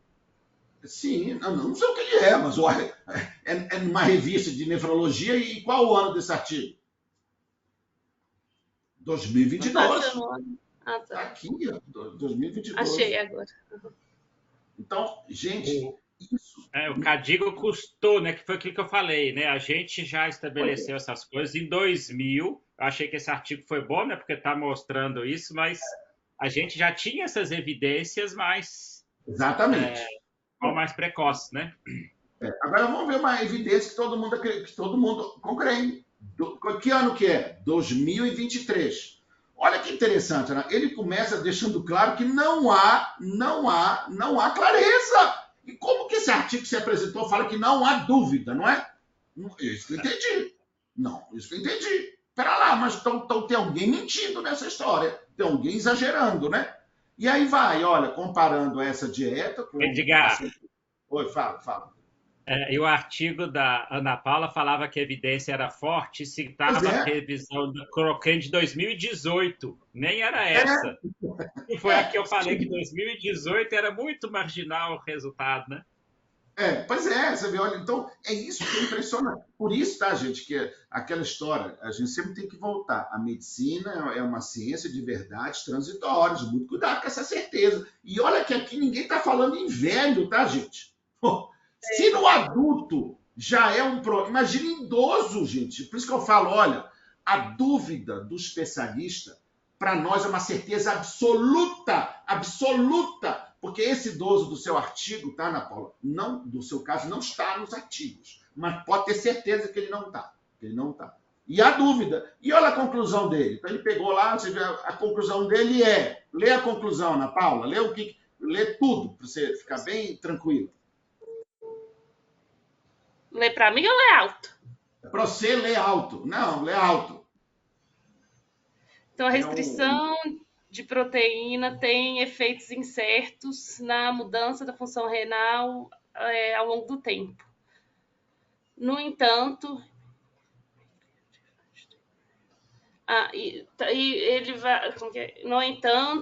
vai haver pouca Pode fazer uma diferença pequena diferença, né? pequena diferença no risco de mortalidade e failure. Ou seja, não há efeito no risco de morte e piora da função. Não está claro, ou a diferença é pequena. Isso não é de velho, tá, Ana Paula? Isso não é de idoso. Vai lá. Deixa claro. Questões remanescem sobre o nível de ingesta proteica e compliance. Ou seja, adesão. Adesão. É o que vocês falaram agora há pouco, né? Não deu fazer trabalho que ninguém adere. Olha que diabo de intervenção é essa, né, Rodrigo? Tá. Nos pacientes com restrição. Ele falou assim, não mostrou resultado porque os pacientes não conseguiram aderir. É igual aquela teoria, não tem uma teoria que a restrição calórica faz viver mais? Né? Então a pessoa, quer dizer, ninguém faz isso, não tem como. A restrição calórica que eles falam é uma coisa flagorosa, né? E a questão de qualidade de vida e tudo mais. Então ou seja, Ana Paula, isso que estão fazendo com esse seu paciente é um crime, né? Um crime, eu não tenho a menor dúvida. Mas vamos para o caso. Mas tem mais crime aí. Não tem só esse, não. Tá? Então, olha, essa perda de peso, a pergunta é, Ana Paula, eles estão vendo a sarcopenia? Né, Rodrigo? Eles enxergam isso? Eles querem a família ou a família, o paciente, nutricionista? Eu acho que a família pode até enxergar, mas dependendo de como Então, olha... O problema quando eu acho que a família enxerga, Edgar, eu acho que o grande problema é a família enxerga que o paciente está piorando, mas atribui ao rim, atribui à doença. E a idade. Né? E a idade. Mas já é velho mesmo. Não, ele está envelhecendo, ainda tem renal, ele tem doença renal. eu tenho rim, estou ficando velho, eu estou velho e tenho rim, né? Tem problema no rim. Ana Paula, Né? esse é o problema. O nosso idoso, quer dizer, a iatrogenia, ela tem um álibi, é o crime perfeito, tá, Ana Paula? Todo geriatra tem que ser um legista. Por quê? Porque o crime é perfeito. A pessoa esse nefrologista e essa nutricionista estão dizimando, estão destruindo, estão encolhendo o paciente para ficar tomando o rim dele e ele vai morrer desse trem. E essa morte vai ser completamente desconhecida do ponto de vista da iatrogenia. É o crime perfeito. Olha o tanto de álibi, né? Ah, não, mas tem 84 anos. Ah, não, ele é extrato 6. Ah, não, é deprimido. Ah, não, tem mobilidade. Ah, não. Pronto. Não vai sobrar. Quer dizer, é aí que entra a geriatria. É aí que entra a geriatria. E a pergunta é, qual a razão? Olha a medicação dele, uma coisa estranha. Então, aqui eu trago a questão, a reflexão. Primeiro, a etiologia. Por que eu estou preocupado com a etiologia nesse paciente, Ana Paula? Qual que é a condição no idoso que a gente tem que pensar sempre na doença renal crônica? No idoso. Uma doença que Eu ia falar mieloma, mas não sei se eu ia falar mieloma, não. Mieloma, é ela mesmo. Será que essa perda de peso foi pela restrição ou ele tem uma doença lá, um mieloma, que é o grande simulador, e que o rim é o grande Ele tem, órgão, professor, né? isso aí eu não pus todos os detalhes, não, mas ele tem uma síndrome, eu acho que ele tem uma síndrome, porque ele tem uma anemia Não, mas e uma plaquetopenia. olha que interessante. Está vendo? Pera lá, então. A grande dúvida que eu vou, nesse minicurso, eu vou discutir é a questão na rotina, fazer a eletroforese de proteína no idoso. No idoso. Quer dizer, o pessoal coloca aqui, abaixo de 50 anos não é necessário, mas acima de 50 anos é interessante se afastar, porque o grande problema é que o mieloma, quer dizer, o outro marcador de mieloma é qual? Além da função renal, na Paula, da parte clínica. É anemia, não é? Mas anemia a doença renal crônica pode dar, não é? Então, exatamente. você vê que não é uma coisa tão simples assim. É claro que aqui o que a gente vai ter... Fala, Rodrigo. Se você começar a fazer eletroforese de proteína, já conversa com a hemato, porque a gente vai encontrar muita gamopatia de significado indeterminado e que não tem que fazer nada e o povo vai assustar, né? Pois é. Então, por isso que cada passo que eu dou, eu tenho que estar claro, né? Mas, assim, aqui eu quero trazer para vocês, tá, gente, que a etiologia, ela é fundamental, está clara. Tem que estar, mas assim, no idoso também é outra coisa, né, gente? Olha, qual é o idoso que não é hipertenso ou diabético, né? É raríssimo de ver um idoso que não tem nem uma coisa nem outra ou não tem nenhum dos dois. É muito raro não ter nenhum dos dois, é muito Deixa eu raro. fazer a provocação, Edgar. Já que você quer estender a propedêutica para a questão renal, por que não, pensando em hipertensão e pensando em outros ganhos que não só isso, um ultrassom, então? Porque aí Sim, eu vejo não só uma abdominal total, eu vejo mais de uma coisa. Exatamente. Essa é a propedêutica, inclusive, né? Quer dizer, os pacientes vão ter que ter, quer dizer, obviamente eu tenho que ter a creatinina para fazer o clínice. Então, hoje em dia, a partir desse nosso encontro, não se fala mais, tá, gente, na creatinina. A gente não fala o valor da creatinina. O que eu quero saber é o clearance, não é a creatinina. O clearance, a creatinina, ela é uma atividade meio para eu fazer o clearance. Ela não tem existência própria. E no idoso é mais ainda, por conta da sarcopenia. Então, aqui a Ana Paula colocou muito bem, colocou o clearance, 27. É isso. Não puse a fórmula, né? Faltou isso, mas essa é cadeia. Não, mas tá certo, hein? Não, você colocou certo, você colocou isso, né? O que está faltando é a questão da albuminúria, que tem a ver com a etiologia, né? Também as duas coisas estão de mão dada. Então, nesse caso, eu não esgotei ainda essa parte, tá, Ana Paula? Eu não sei o nome ainda do problema dele. O diagnóstico, até o momento, não está claro. E aí vai. Tá, olha, na doença, qual o medicamento, né, que mais afeta a história natural da doença renal crônica, Ana Paula? IECA, não? IBRA, que diminui a proteína. Exatamente. Então, olha, o que será que fez com que eles não começassem, não usassem? Você falou que não é hipertenso.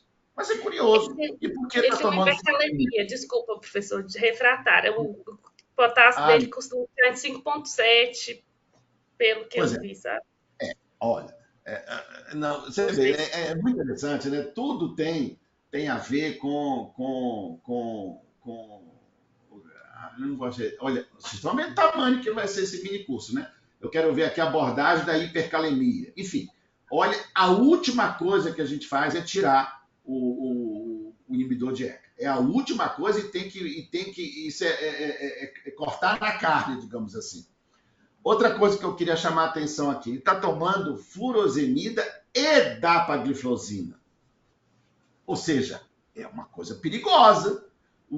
Eu tenho para mim, tá, gente, que o inibidor da SGLT2, eu tenho para mim que foi a grande revolução, tiveram duas grandes revoluções na doença renal crônica. O inibidor de EC/BRA e as gliflosinas. Tá? No caso, no nosso meio, a DAPA. É quase que obrigatório saber se ele tem hipotensão postural ou não, né? Porque ele ainda é Exatamente. normotenso. Exatamente. E aqui, olha, não há dúvida que ou você reduz a dose ou você retira o diurético, né, Ana Paula? Não há, é um perigo diurético, né, nesse paciente. Essa associação do diurético e com a dapagliflozina. Tá? Então, realmente, isso é uma coisa que é muito importante, né? E aqui que eu trago esse negócio do fósforo, tá, Rodrigo? Que é a história mesmo da proteína. Realmente, é difícil separar uma coisa da outra. Essa é a pirâmide desse artigo, eu achei muito legal, né? Essa pirâmide do fósforo, né? Então, aqui, o que tem maior quantidade são os, vamos dizer assim, os lanches, né? Os coffee break. Deixa eu tirar aqui, peraí, eu estou trabalhando aqui nessa... Então, os ultraprocessados, que teoricamente não deveria ser cortado em todos, né? Então, está aqui cada um desses... Então, observe que as proteínas estão lá, né? Estão lá em cima. Então, é esse que é o problema dessa questão do fósforo, que é o vilão, inquestionavelmente, né? Que deflagra todas as complicações crônicas, ou a maior parte delas, né? Então, assim, esse caso é muito interessante, eu acho que ele inaugura essa tendência nossa de abordar melhor a doença. Agora, o problema é enfrentar um nefrologista, né, Ana Paula? Muito difícil. Muito difícil. Então, como que eu enfrento? Por isso que eu quero fazer uma coisa bem mastigada, para a gente não encaminhar para o nefrologista. E da vez que você encaminha, acabou. Você perdeu. Aliás, não é só para o nefrologista, não, né, gente? É para todo mundo, né? Por isso que o geriatra... Eu tenho que definir ainda até onde eu vou. Essa é a minha dúvida, tá, Rodrigo? Na doença renal crônica. Eu tenho certeza, 3A, 3B, mas eu vou voando. Mas é um crime. Se alguém de vocês encaminhar 3A e 3B, eu vou expulsar do curso de geriatria. Né? O 4, essa é a minha dúvida, até onde eu vou. Porque tem coisa que realmente é o especialista, né, Rodrigo? Eu acho que esse que é o segredo. Até onde nós devemos ir. Não é só na nefro, tá, Ana Paula? Lá na neurologia, lá no Alzheimer, no Parkinson, na doença cardíaca, na doença arterial coronariana. Mas eu tenho que ir muito. Senão, quando eu entrego para o especialista, complica. Eu perco a governabilidade. Eu não tenho dúvida disso, né? Então, esse que é o problema que eu estou encontrando. Até onde eu vou colocar? Qual que é a fronteira? Agora, por isso que o ideal é a gente discutir o caso primeiro e não encaminhar, né? Discute. Vamos ver, né? Vamos ver a opinião e vai. E vamos... Quer dizer, a ideia que eu tenho hoje da relação do geriatra com o especialista começa com a gente, no idoso. Não tenho dúvida. Vai ter um momento que eu vou ter que dar a mão para o especialista. Eu vou caminhar junto com o especialista, de mão dada, abraçadinho, agarradinho com ele. Depois vai com ele. Né? Pode até ser que ele vá com o especialista só. Mas vai demorar para ele ficar só com o especialista. Né? Eu acho pouco provável, porque esse idoso não tem... Isso é outra coisa, tá, Ana Paula, que eu mostrei esse outro slide que eu estou fazendo. depois a gente pode até pegar esse caso, tá, Ana Paula? Quem sabe a gente não pega esse seu caso. E eu estou construindo um caso clínico também, né, que seja mais didático. Aquela ideia da árvore que eu trago para você. Deixa eu mostrar aqui. Então, olha, essas são as árvores do paciente com doença renal crônica. Oi? Como é que é, Rodrigo? Acho que ele falou que o meu caso é bem didático, isso que eu entendi que ele falou. Pois é, isso é. Tá vendo? Então, essa é a árvore mínima da doença. Por isso que eu tô achando muito legal. O caso da Ana Paula é muito didático. Não é? Eu acho que é bacana isso.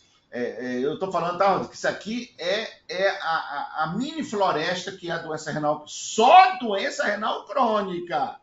Eu não estou falando das outras coisas que pode ser que ele tenha. Esse indicado tem uma depressão, né?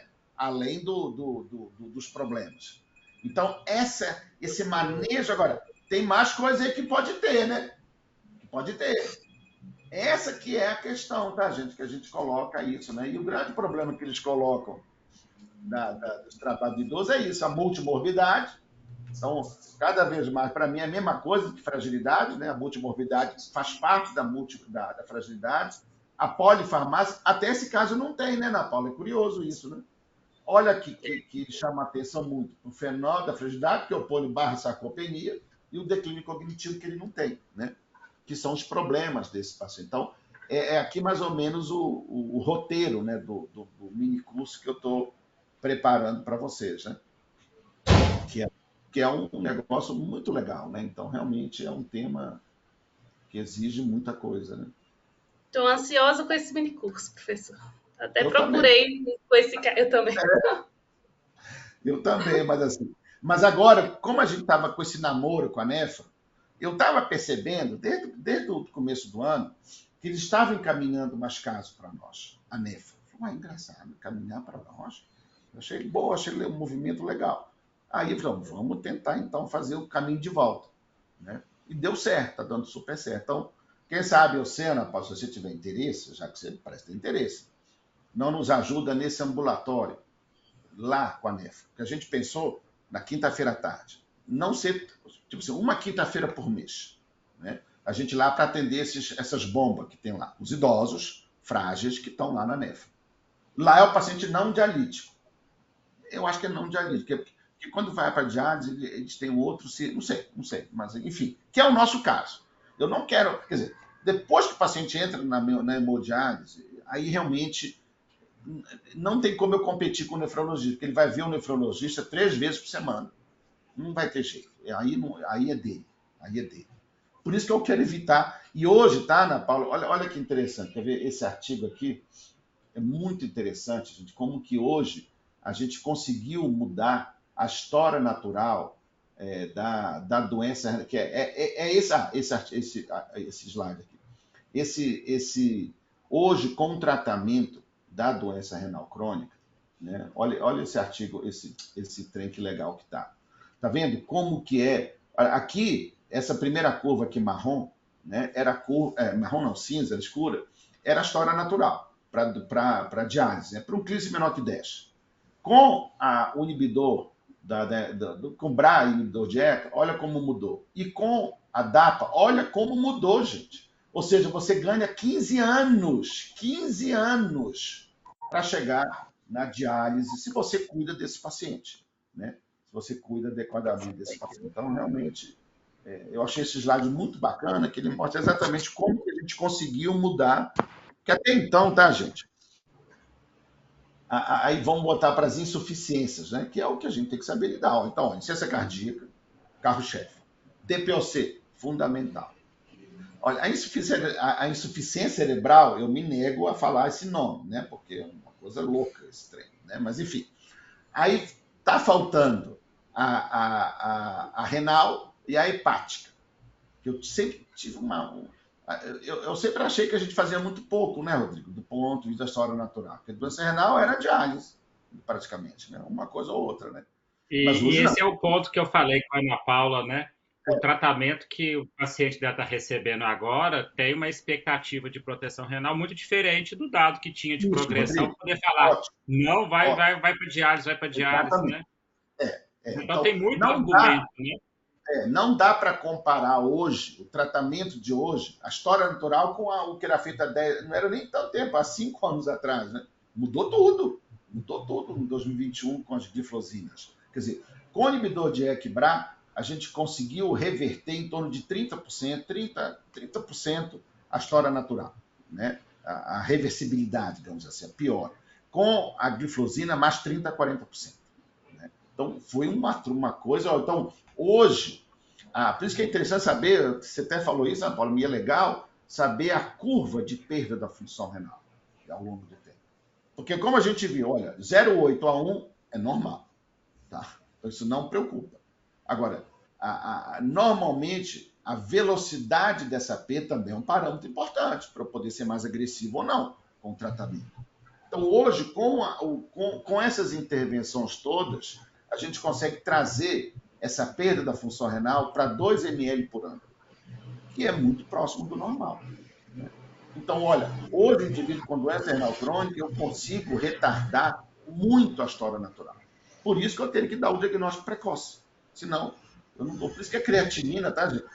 Inquestionavelmente, é o exame. Se tivesse um exame para ser feito no idoso, era a creatinina. Faz toda a diferença. Né? É o exame mais importante, o exame complementar, né, mais importante que tem. Muito bom. Então, eu achei muito bacana, Ana Paula. Obrigada, foi ótima discussão, Carol. É bom quando pega um caso e faz relacionado, né? Faz muito mais sentido. É vida real, né? É vida real. O que nos diferencia, gente, é que a gente tem um pé no chão, a gente lida com vida real. Né? Então, o que eu achei legal é que você estava sofrendo, né? O nefrologista e o nutricionista estão comemorando, não é? O Edgar. É quase que eu entrei na lavagem cerebral junto ali também. Mas olha, não é perigoso essa coisa do especialista? Não há dúvida. Não há dúvida. Que não há dúvida nada. Como que não há dúvida? Por isso que eu tenho que ensinar para vocês a incerteza. Porque vocês que chegam da clínica médica chegam sem dúvida, né, Rodrigo? É certeza. Tudo é certeza. Não é certeza. Não é certeza. Não há certeza. Não há verdade. Ainda mais no nosso idoso frágil. E como você passou a enxergar sarcopenia, porque até então, se você estivesse na residência clínica médica, não sei se você ia sofrer. Né? Você não ia nem ver a sarcopenia.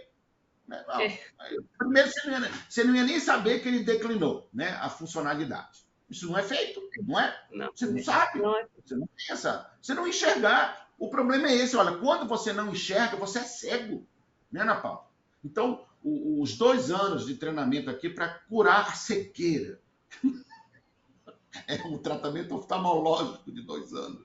É a cegueira. Então, primeiro enxergue o todo. Aí sim, aí vamos discutir. Mas vamos enxergar o todo. Se o ponto de partida não está legal, pronto, como é que você vai tentar melhorar? Por isso que o importante, tá? Gente, eu sempre trago para vocês isso. O nosso objetivo é melhorar a vida do paciente. A vida. E nesse caso, não tem dúvida, Ana Paula, que piorou a vida dele. A nefrologia está trocando o presente pelo futuro. Não é? O racional é esse. Mas pera lá, alguém perguntou para ele se ele quer trocar o presente pelo futuro? O que é o cuidado centrado na pessoa, Ana Paula? Está trocando o presente pelo um desfecho apenas do futuro, legal, né? Legal. O único desfecho. Não está trocando pelo futuro inteiro, não. Eu estou trocando a certeza da piora atual, é a certeza, você está vendo a piora, por uma dúvida de uma melhora no futuro. Olha que coisa absurda, que troca injusta, né? Edgar, eu acho que um ponto, já que você colocou aí do ambulatório, do minicurso, que eu pelo menos acho que traz uma certa dificuldade para nós, um certo sofrimento também, igual você colocou, é porque como a gente é mais conservador e qualquer pedido de exame, a gente vai analisar não só o custo-benefício, mas o risco-benefício, acaba que vários exames de monitoramento metabólico renal a gente não faz de rotina. Eu acho que isso também é uma outra coisa que gera dúvida. É falar assim, a partir de qual momento que eu vou ter que estar sempre pedindo cálcio, PTH, fósforo, esse paciente, E Isso qual que é mesmo. o parâmetro de alteração nesses elementos que eu vou chegar e falar assim, bom, aqui agora é do nefrologista. Então, por exemplo, Exatamente, Rodrigo. na hora que É isso. ficou uma anemia que não é ferropriva É e não legal. respondeu, vai ter que prescrever eritropoetina, vai para o nefrologista. Exatamente. Na hora que, por Concordo, exemplo, concordo. um hiperpara secundário apareceu, vai para o nefrologista. Mas eu acho que aí também precisa disso. Quando que a gente deve começar a pedir? Porque eu não acho que É, no 3A eu tenho que ficar pedindo também acho. PTH, bicarbonato, Também acho. fósforo, nada Para disso, mim né? não é nem doença renal crônica. Eu vou falar isso, vou quebrar a cara, vou me encher o saco, não me interessa. O meu papel é esse. Não é doença renal crônica. Não é. Não é. Não explica anemia. Se tiver anemia, não é da doença renal crônica. Isso que é o problema, tá, gente? Ah, não, mas ele tem doença. Não, mas 3A. 3A não dá anemia. E se der anemia, e mesmo na doença renal crônica, a anemia da doença renal crônica é leve, não é uma anemia grave. Aí que entra esse diagnóstico diferencial, porque no adulto, tá, gente? Eu não preciso preocupar com a multimorbidade, né, Rodrigo? Ele não tem. Ele não tem. Ele tem uma doença só. Mas no velho, não. No velho é uma nhaca. É uma nhaca. Então você tem que ter a pulga atrás da orelha. Né? Mas o grande problema, Rodrigo, é esse mesmo. É quando, olha, tem intervenções que não são nossas. Não são nossas. Né? Então, quando. Olha, uma coisa é dar vitamina D, que é outra coisa que esse paciente está faltando. Aí já deveria ter, deve ter já a 25 hidroxivitamina D. Agora, quando ele precisar tomar 1,25, aí já muda. É o hiperparo que você colocou, Rodrigo. Esse é o problema que eu tô, que é o trem que nem nefrologista sabe, a doença óssea desses indivíduos. É uma nhaca. E a tal da osteoporose, Rodrigo, eu não consigo ainda fechar. Como é que é a abordagem, como é que é o tratamento da osteoporose no indivíduo com doença renal crônica 3B4?